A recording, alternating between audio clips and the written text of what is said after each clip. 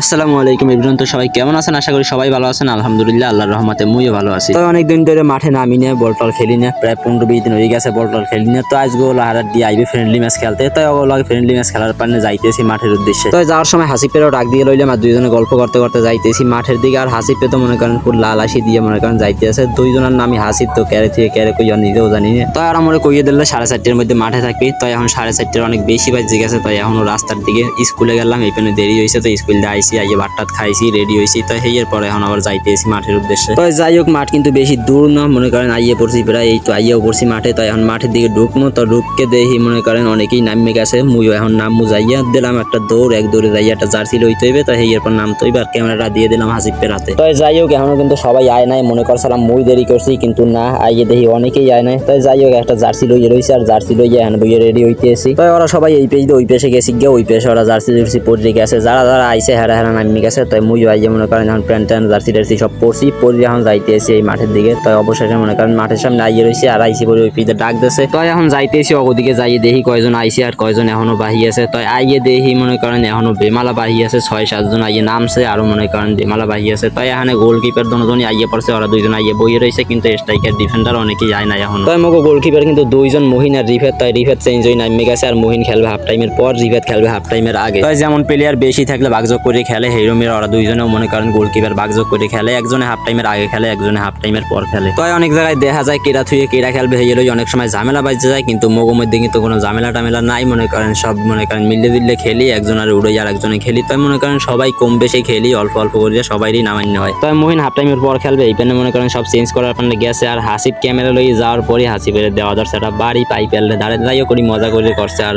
Change হয়ে যাইতে আছে এখন। ও যে হাফ টাইমের পর নামবে, তো কিন্তু ভালো কিপার দেয় আর রিফা তো ভালো কিপার দেয়, কেউই খারাপ না। এবার মনে করেন দুইজনের মিলেই যেটাই খেলাই। তাই যাই হোক, এবার সবাই মাঠে নামিয়ে গেছি। আর এই যে দেখতে আছেন এই বাইকও লাগিয়ে যাবো খেলা, এই বাইকও লাগিয়ে যাবো খেলবো। তাই যাই হোক, এবার দাদাই কিছু কথাবার্তা কইতে আছে, আর কথাবার্তার পরেই মনে করেন খেলা শুরু হয়ে যাইবে। তাই যাই হোক, এরপর কিন্তু খেলা শুরু হয়ে গেছে। আর পুরো খেলায় তো বক করা সম্ভব না, তাই আমরা পুরো ভিডিওটা দেখতে থাকেন।